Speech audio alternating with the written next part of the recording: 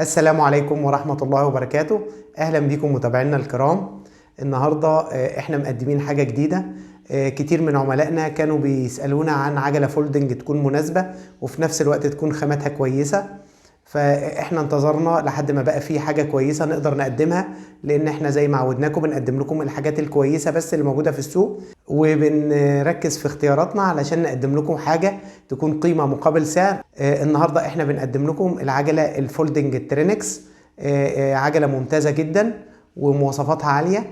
هنشرحها بالتفصيل بإذن الله، فيلا بينا نشوف ترينكس فولدنج بتقول ايه. ورجعنا لكم مرة تانية، وقبل ما نبدأ مراجعتنا النهاردة يا ريت ما تنسوناش في شير ولايك وسبسكرايب عشان يوصلكم كل جديد احنا بنقدمه. النهاردة زي ما قلت لحضراتكم احنا معانا عجلة فولدنج.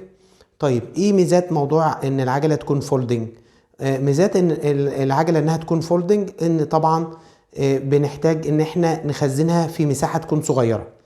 حد مثلا عايز يحطها في شنطة العربية معاه يستخدمها في التنقلات بتاعته، بيركن السيارة في مكان في باركينج مثلا وبيطلع العجلة من شنطة العربية يستخدمها ان هو يعمل كل مشاويره عليها، بعد كده يرجع تاني يحطها في شنطة العربية وهكذا. او حد عايز يحطها في مساحة تخزين صغيرة في البيت، ما عندوش مكان تحت العمارة او كده ان هو يركن العجلة فيه، فبياخدها معاه فوق في الشقة بتاعته. وكمان في ميزة كمان الناس اللي بتحب تستخدم العجلة في المصايف والرحلات وكده، فبتبقى موضوع التنقل بالعجلة او ان انت تاخدها معاك في العربية بيبقى موضوع سهل جدا وبسيط. دي اهم الميزات بتاعة العجل الفولدنج. عموما احنا النهارده زي ما قلت لحضراتكم بنقدم الترينكس الفولدنج. طبعا شركة ترينكس شركة معروفة وموجودة في السوق المصري من 2013، فالعجلة دي من شركة كبيرة ليها وزنها في السوق نقدر نعتمد عليها ونتأكد ان خاماتها وحاجتها كويسة. العجلة اللي معانا النهاردة دي مقاس 26، الموديل بتاعها اسمه واي اس 26، وفي منها الواي اس 24، يعني دي بتنزل بمقاسين، مقاس 26 ومقاس 24. وزي ما عودناكم دايما بنبدأ كلامنا عن الفريم بتاع العجلة زي ما حضراتكم شايفين ده افضل تصميم لعجلة قابلة للطي، تصميم قوي جدا. اللوك بتاع الفريم متين جدا، حاجة محترمة جدا. الفريم بتاع العجلة دي فريم هاي 10 اللي هو حديد مختلط. التصميم زي ما قلنا تصميم راعى التحمل بشكل كبير جدا. بنلاحظ ان الفريم واخد دعامات من اماكن كتير جدا زي ما هو واضح لحضراتكم من تصميم الفريم بتاع العجلة 16.5 بوصة، وزي ما قلنا ان خامة الفريم هاي 10 اللي هو حديد مختلط، مكتوبة برضو على الفريم. مساعد بتاع العجلة زي ما هو واضح 650 ال بي، يعني بيستحمل حوالي بالظبط 270 كيلو جرام، ده طبعا رقم كبير. وكمان زي ما احنا عارفين شركة ترينكس بتبقى الارقام بتاعتها مظبوطة، يعني مش مكتوب مثلا 1000 ال بي او 1500 زي ما بنشوف، لا هما بيكتبوا الكلام المظبوط. ده اللوك بتاع الفولدنج، وزي ما احنا شايفين ان هو على مرحلتين، دي اول مرحلة والتانية بنشد دي بتفتح معانا، يعني الامان على مرحلتين علشان يدي امان اكتر. اسم ترينكس بيكون مكتوب في مقدمة الفريم. موجود عندنا كابل الفرامل وكابلات السرعات من خارج الفريم، بتيجي من اسفل الداون تيوب علشان تروح للفرامل الخلفية من ناحية الشمال ومن ناحية اليمين علشان تروح للجشمة الأمامية والجشمة الخلفية. لو جينا نشوف الفورك بتاع العجلة بمساعدين، خامته كويسة جدا برضو من شركة ترينكس، هو هاي 10. الجنوط بتاع العجلة جنوط ألمونيوم طبقتين طبعا عشان تستحمل الصدمات. الجنط بيحوي 32 سلك. السرر بتاعت العجلة الأمامية كويك ريليز، والسرة الخلفية صمويل. الكاوتش بتاع العجلة سي اس تي، طبعا دي شركة محترمة جدا ومعروفة. المقاس بتاع الكاوتش 26 في 1.95. الداخلي بتاع الكاوتش ده ببلف شرودر 4.8. نيجي بقى لجروب السرعات. عندنا بقى الشفترات بتاعت العجلة شفترات شيمانو اللي هي الاي اف 500، الشمال 3 اليمين 7. طبعا الشفترات دي شفترات محترمة جدا ومثبتة كفاءة جامدة جدا في السوق المصري. الجشمة الأمامية سان ران شغالة هنا على 3 سرعات. الجشمة الخلفية شيمانو تورني تي زد شغالة 7 سرعات. عندنا الفري ويل اي تي اي، الترس الكبير بتاعه 28 سن والصغيرة 14.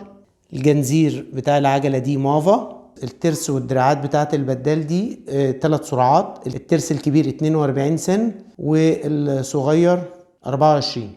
وفي ميزة كمان مهمة جدا في كفف البدال بتاعت العجلة دي. الكفف بتاعت البدال دي فولدنج، يعني بتطوي، ودي ميزة مهمة جدا بيفتقر إليها معظم العجل الفولدنج اللي موجود في السوق. فزي ما بنشوف حضراتكم كده، زي ما شفتوا حضراتكم كده، الكفة اتطوت بإيد واحدة بس، يعني سهل جدا ان انت تطويها بإيدك. يعني انا طويتها بإيد واحدة، دي سهلة جدا، وكمان ما بتسبب لكش اي ازعاج وانت يعني واخد العجلة دي في شنطة العربية او كده، بتسبب لكش اي ازعاج. وكمان انت بتقدر تفردها بكل سهولة برضو بإيد واحدة زي ما حضراتكم شفتوا كده. حاجة تحفة ممتازة جدا، دي ميزة حلوة جدا عاملاها شركة ترينكس. هنا قلب البدال بيكون رمان بلي، اسفل قلب البدال بيكون المقبض اللي بتقدر تشيل منه العجلة بعد ما تطويها. الفرامل بتاعت العجلة فرامل ديسك 160 ملي الاسطوانة بتاعتها، امامي وخلفي. كمان العجلة فيها سنادة محترمة جدا وكويسة، بتركب بمسمارين في جسم الفريم. العجلة زي ما تعودنا دايما في جميع موديلات ترينكس بيكون معاها ضمان 5 سنين على الفريم ضد عيوب الصناعة، بيكون مطبوع على الفريم. نيجي بقى لطيش الكرسي. طيش الكرسي من ترينكس هو حديد هاي 10، بيطلع وبينزل كويك ريليز. كرسي بتاع العجلة كرسي رياضي سبورت رياضي جميل جدا ومريح، عليه شعار ترينكس من الأمام، وكمان في موجود عاكس خلفي أسفل الكرسي. العجلة بيجي معاها رفارف هدية، بيجوا راكبين مع العجلة رفارف شارك، شكلهم تحفة جمال جدا والخامة بتاعتهم كويسة. ده الخلفي وده الأمامي، والأمامي بيكون معاه العاكس الأمامي بيركب مع الرفرف زي ما حضراتكم شايفين كده. رقبة الجادون من الألمونيوم. بار الجادون بيكون هاي 10، العرض بتاعه 65 سنتي. طبعا ما بيبقاش حاجة كبيرة علشان برضو المساحات، لكن حاجة محترمة جدا. حتى المقابض بتاعت الجادون مقابض محترمة جدا وجميلة، وليها اقفزة من الألمونيوم علشان طبعا المقابض تبقى متثبتة كويس جدا، بتكون مربوطة بمسامير إلين. العجلة زي ما حضراتكم شايفين ممتازة جدا. باقي بس ان انا افرج حضراتكم شكلها وهي مطوية، وده شكلها وهي مطوية زي ما حضراتكم شايفين. حاجة سهلة جدا وبتطوي وتتفرد بسهولة جدا. ودلوقتي مع المحصلة النهائية لمراجعتنا النهاردة. زي ما حضراتكم شفتم المميزات الكتيرة بتاعت العجلة، ولو جينا نعد المميزات، العجلة طبعا رقم 1 او اول ميزة فيها انها فولدنج وبتطوي، بتتخزن في مساحة صغيرة. شفترات شيمانو، جشمة أمامية سنران، جشمة خلفية شيمانو. الحاجة الجميلة اللي فيها أو زيادة عن أي عجلة في السوق إن الكفف بتاعة البدال بتطوي بجودة عالية. جودة العجلة كلها ممتازة. الكاوتش بتاع العجلة من CST، يعني لو جينا نعد مميزات العجلة دي بصراحة مش هنخلص. العجلة دي ممتازة، دي أنا بعتبرها أفضل عجلة فولدنج في السوق المصري كجودة وكسعر.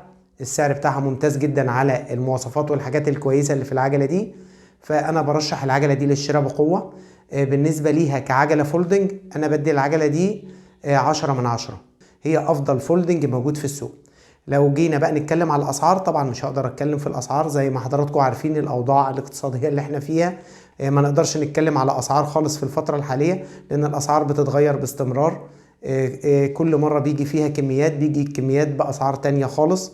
فاحنا يعني بنشرح مواصفات الحاجة دلوقتي، لكن موضوع السعر انا بحاول ان انا اخليه في اول كومنت باستمرار واحاول ان انا احدثه. وطبعا معاكم رقم الواتس بتاعنا، اي استفسار اي حاجة حضراتكم عايزينها ما تترددوش في انكم تتواصلوا معانا.